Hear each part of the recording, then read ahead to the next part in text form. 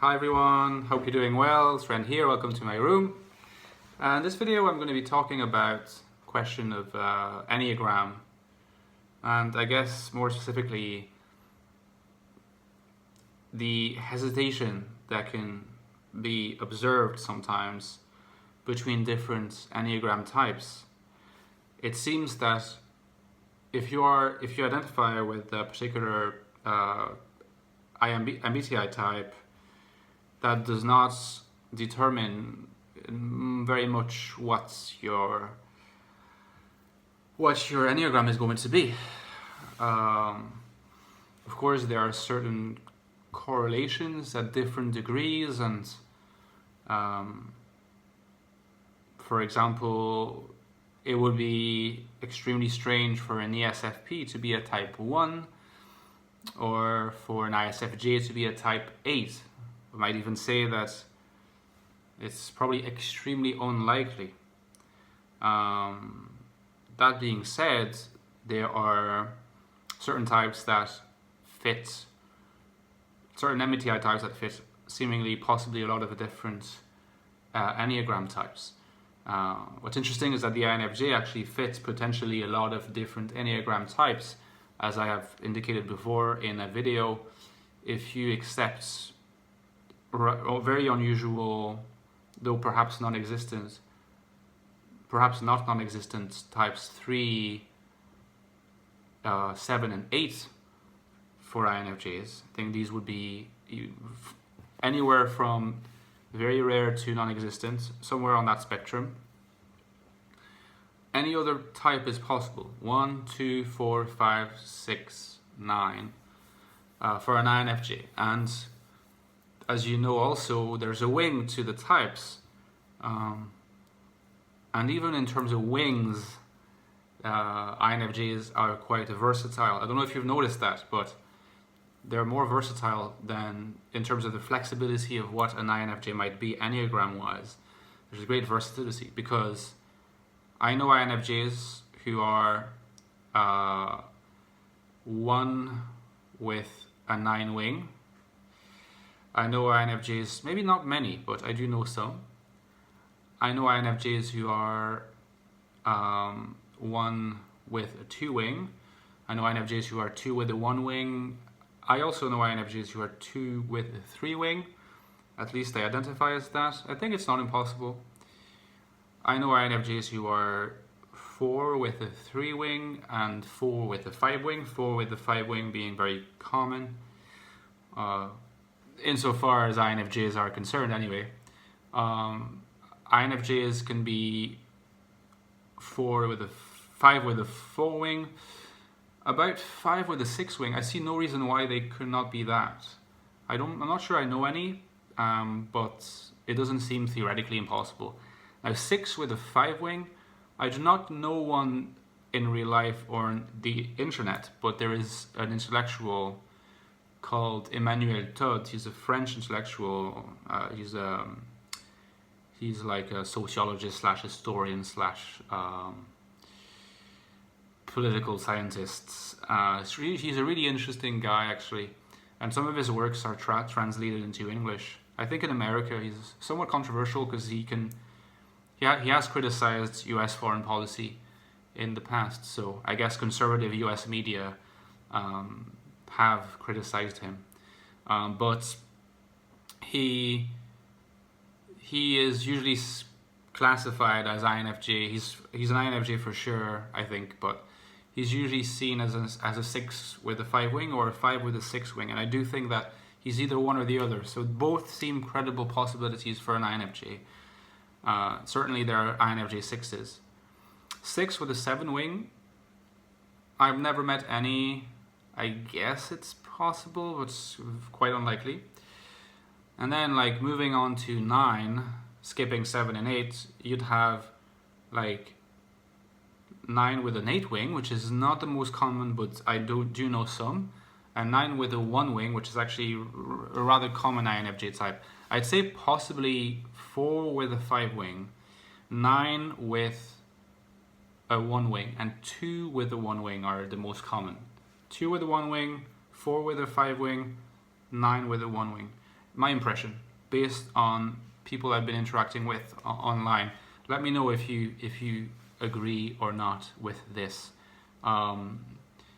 Maybe if that's not your type, you might be inclined to disagree. But again, like imagine being the rarest type, and within the rarest MBTI type, you're one of the rarest Enneagram combinations of the rarest MBTI type. That would be pretty cool, right?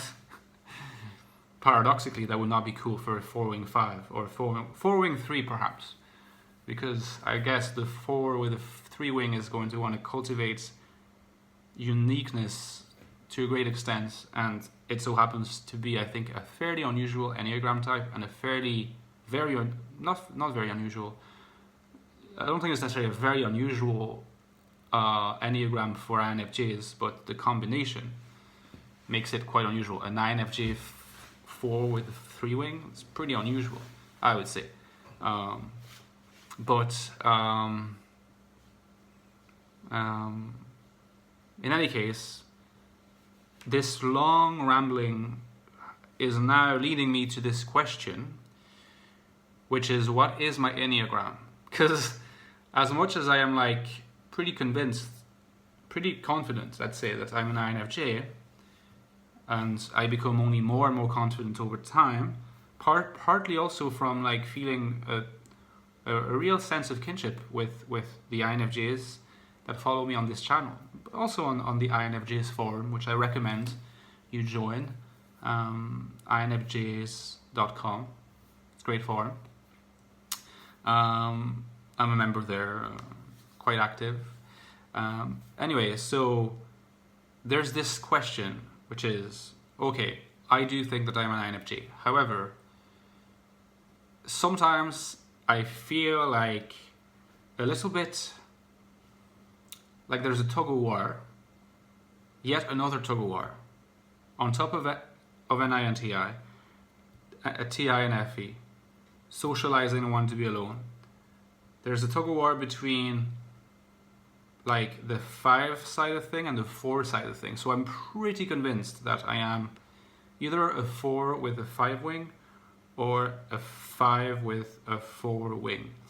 And I'm pretty sure, actually I'm not sure, but some people that I trust very much seem to agree that I am, in terms of instinct variance, apparently I'm SPSX. That's the theory. I do think SX is in my variance, just given how impulsive I can be and these things, and how passionate and fiery I am. Maybe it doesn't show on camera, but trust me, I am. So I think SX is not my first variance. I think SP. I think that's self-preservation. Yeah, I think that's my my first instinctual variance. So it would make it SPSX. I think SO, from what I've read of it, is a bit less me, to be honest. So sometimes I wonder, like, and maybe some of you guys, you know about Enneagram much better than I do, because it's not my area of specialization. Not that MBTI is an area of specialization either, but I've spent more time thinking about these topics relating to Myers-Briggs and Jungian analytical typology. But in the case of Enneagram, it's still a bit cloudy for me in some respects. Whether it might be possible that instead of being a 4 with a 5-wing, I might be a 5 with a 4-wing with a kind of strong sexual variant, which might explain why I have these feelings of being very romantic and fiery and passionate, to an extent that I have not really found in 5s that I met in real life and online. Not to say that they cannot be that, but it's just, I mean, I have written in my life so many, when I was younger, like so many poems about love, about passion, you know, stuff, about expressing this like maelstrom feelings inside of me. It's just kind of was always clear to me that I was, in retrospect, that I was type 4, and I have this strong feeling of having a unique identity. But I guess a 5 with a 4 wing kind of has that too. I don't know. Like, basically, I guess it comes down to whether I think the 5 is stronger in me or whether the 4 is stronger in me. I'm a very analytical person and cerebral person, that's true. And not only that, but a lot of the time, like during the day, I spend time trying to like reaching clarity about things. And it does kind of provide me with a sense of reassurance. So I don't know if that is what I do more or whether it is like cultivating a unique sense of self. I know these are kind of stereotypes, let's say the archetypes of 4 and 5 type, like the type 4 and 5. And so I really navigate between these two. What's interesting to point out is that when I introduced my mum to Enneagram, and because she showed an interest, actually one of her friends had looked into it long before I even became aware of the existence of this theory, of this framework. But I explained it to her, and I explained the different numbers and what was associated with them. So we try to find her her type, which is still a relatively contentious issue, I think. But I think she's probably a type 9 in retrospect. Not quite sure, but I think she could be a type 9 or a type 6. Anyway, so that's my mum, and the wing is yet another thing. If she's a type 9, she's certainly 9 with a 1 wing. If she's type 6, she's probably type 6 with a 5 wing. But honestly, like an ISFP, 6 wing 5, is that really a thing? Is that possible? Or would she be or a 6 with a 7 wing, perhaps? But is that correlated possibly with introversion? I don't know. I think that my mum is like in the trait type. My mum has to be 4, 6, 9. I think that's her trait type, generic trait type, not considering the order.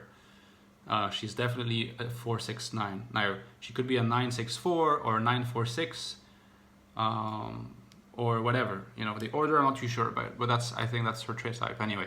So she kind of agreed with that, and I said to her, "What do you think Kevin, my brother, is?" And she said, "Well, you know, from what you described, he's definitely a type 4." And we were kind of not sure whether he was more like a 4 with a 3 wing or a 4 with a 5 wing. Still not quite sure to me whether he is one or the other, because he seems to be a little bit of a mix of 4 with a 3 wing and 4 with a 5 wing, INFP. Now, in my case, she said 5 with a 4 wing, but my mum has always liked this idea that I was a rational type, that I was a scientific type. I think it could be mixed with her projections of what I am like, and also with the comparison with my brother, because if we're both 4s, I'm definitely more analytical than he is. Now, my brother said, because when I explained it to him, and I think my brother is a 4, 6, 8. I would say he's a 4, 6, 8 trait type, and I think in that order, but I could be wrong. So my brother said that I was 4 and 5 or 5 and 4, as in he didn't really speak in terms of wings. He said, well, you know, you fit with the description of the 5 and also the 4. I think he said 5 first, but then also 4. So, you know, that's the background, and that's the source of my hesitation. Like, am I more a 4 with a 5 wing SPSX, or more of a 5 with a 4 wing SPSX? And if you guys have, I guess, some advice, first of all, some opinion based on all these videos that you've watched. It'd be really interesting to get your feedback on this. If you have an opinion, I would love to have you share it. But also advice regarding how can I sort of try to make a decision between 4 with a 5 wing or 5 with a 4 wing. Some practical advice, just even if it takes some time, but something practical, something that I could apply. I'd be welcoming of that. Anyway, sorry about all this rambling. I feel like I'm apologizing for the rambling at the end of every video these days. Have a lovely day, and I will be talking to you soon, guys. Bye.